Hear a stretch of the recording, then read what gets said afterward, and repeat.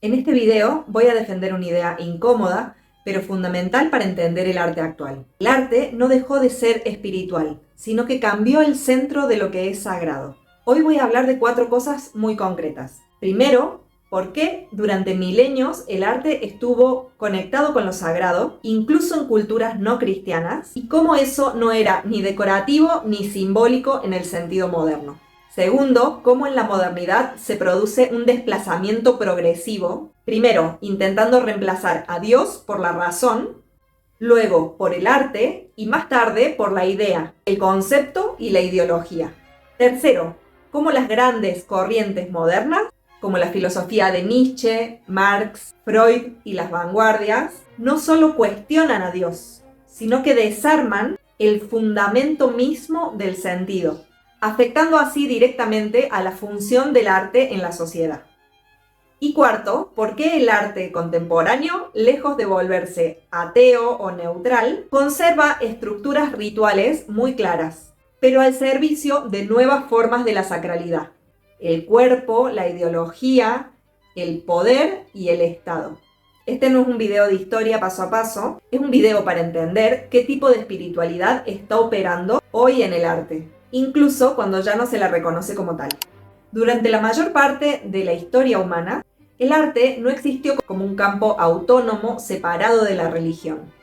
No había algo llamado mundo del arte en el sentido moderno. En Egipto, en Mesopotamia, en la Grecia arcaica, en las culturas andinas y mesoamericanas, en la India, en China, en África, incluso en el arte paleolítico europeo, muchas culturas que no estaban conectadas entre sí tenían el mismo sentido sobre el arte y sobre para qué servía el arte. El arte, en estas culturas, cumplía una función operativa. No era una representación de lo sagrado, sino que lo hacía presente, lo encarnaba. Una estatua egipcia, una vez consagrada, no era simbólica, era un cuerpo para un dios. Un templo no era arquitectura decorativa, era un eje entre cielo y tierra. Una máscara africana no era un objeto estético. Durante la danza ritual, el espíritu estaba allí. En este contexto, el artista no era un genio individual que se expresaba a sí mismo. Era, en cambio, un mediador y un iniciado. Estaba al servicio del símbolo. Por eso, el arte estaba lleno de reglas, cánones y repeticiones. La forma no se inventaba libremente. Se recibía, se custodiaba y se perfeccionaba. No porque faltara creatividad, sino porque la forma tenía una eficacia simbólica, que el arte siempre estuvo asociado a una cosmovisión espiritual. La pregunta nunca fue si el arte es espiritual o no. La pregunta es, ¿qué espiritualidad encarna? Bloque 2. El primer desplazamiento, de lo sagrado a la razón. Con el Renacimiento tardío, y sobre todo con la Ilustración, se produce la primera ruptura. El mundo deja de ser leído como un símbolo y comienza a ser tratado como un objeto. Filósofos como Voltaire o Diderot y los enciclopedistas no solo critican a la Iglesia como institución, sino que cuestionan la idea misma de una verdad revelada.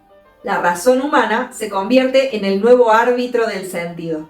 Dios no desaparece de golpe, pero sí se va volviendo cada vez más abstracto, más lejano y menos necesario para explicar el mundo. En este contexto, el arte cambia de función. Deja de ser mediación con lo trascendente y pasa a ser una herramienta pedagógica, moral o cívica. El museo moderno nace como sustituto del templo, un espacio donde el ciudadano ilustrado aprende a mirar, a juzgar y a formarse. La belleza comienza a desligarse de lo sagrado y a entenderse como un gusto cultivado. Todavía hay espiritualidad, pero está racionalizada, domesticada y estetizada. Dios sigue ahí, pero cada vez más lejos de la forma. Bloque 3. El arte como nueva religión, entre el idealismo y el romanticismo. Con el idealismo alemán, especialmente con Hegel, ocurre algo decisivo. Dios no desaparece, pero se convierte en espíritu. La historia pasa a entenderse como un despliegue de ese espíritu, y el arte pasa a ocupar un lugar central en ese proceso. Durante un breve periodo histórico, el arte pasa a ocupar un lugar central y asume, sí, una función casi religiosa: revelar el sentido profundo de la realidad. El artista se convierte en un visionario, en un profeta y en un genio. Si Dios se retira, el arte parece ocupar su lugar. Pero Hegel introduce una frase clave. Dice que el arte, en su forma más alta, pertenece al pasado, que ahora será reemplazado por la filosofía. Acá ocurre algo fundamental. Primero, el arte reemplaza la religión, y después el arte es reemplazado por la idea. El concepto empieza a valer mucho más que la forma, y el pensamiento pasa a valer muchísimo más que la experiencia. Bloque 4. La muerte de Dios y el arte huérfano. Entre fines del siglo XIX y comienzos del siglo XX, se produce el quiebre decisivo. Nietzsche declara la muerte de Dios, no como una anécdota religiosa, sino como un colapso del fundamento de la verdad. Marx reduce el arte y la religión a superestructura ideológica. Freud traduce lo sagrado a una pulsión, trauma o deseo reprimido. Después de esto, el arte ya no puede sostenerse como una revelación, y entonces cambia de función. Deja de buscar la verdad y comienza a buscar un concepto, una denuncia o una provocación. Las vanguardias rompen con la forma, la tradición y la belleza objetiva. Duchamp y el ready-made son el ejemplo más claro.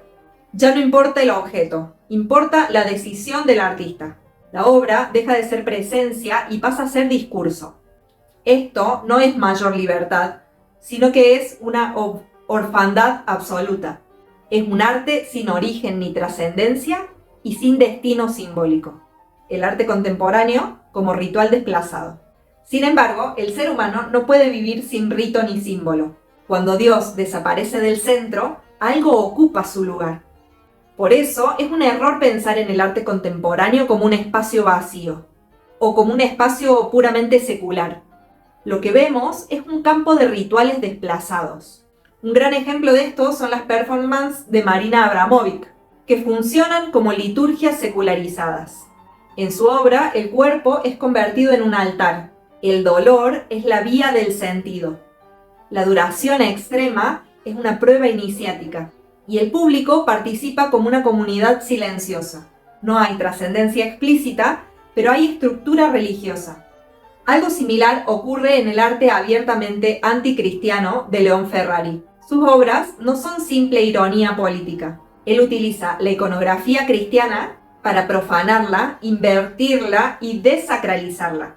Y este mismo mecanismo lo vemos en numerosos artistas. Esto no es una indiferencia frente a lo sagrado, todo lo contrario. Es un combate simbólico. Y por supuesto, solo se combate aquello que sigue teniendo poder. Incluso el Museo Contemporáneo conserva una estructura ritual clara. El silencio, el recorrido dirigido, la autoridad del texto curatorial y la figura del curador como un sacerdote del sentido, la religión del Estado y la ideología sumada al arte. A este desplazamiento se le suma un fenómeno específicamente moderno, que es la religión del Estado. Cuando lo trascendente desaparece como referencia superior, el poder político ocupa ese vacío simbólico. El Estado produce sus propias mitologías y sus dogmas, sus pecados y sus rituales de expiación. El arte cumple acá una función central: crear y legitimar los símbolos de esta nueva religión secular. Exposiciones identitarias, arte activista, pedagogía moral visual no buscan contemplación, sino adhesión. La llamada teoría woke funciona como una estructura espiritual completa. Define el bien y el mal, prescribe lenguajes correctos, exige confesión pública y arrepentimiento ritual. Este arte no se presenta como discutible. Toda religión necesita inmunidad simbólica. El arte vuelve a ser sagrado, pero ya no como un puente hacia lo eterno, sino como un instrumento de una fe política inmanente. ¿Qué queda vivo hoy? No todo el arte contemporáneo es nihilista, pero el marco académico lo empuja a serlo. Lo que queda vivo aparece en los márgenes, obras que generan silencio y presencia, artistas que trabajan el símbolo sin ironía, técnicas tradicionales utilizadas con intención interior. Por eso el arte figurativo, simbólico, molesta tanto, porque recuerda una realidad espiritual superior. Recuerda que no todo es construcción social. Muchos artistas buscan lo sagrado sin lenguaje, porque el lenguaje simbólico fue destruido. Eso genera confusión, eclecticismo y espiritualidad difusa.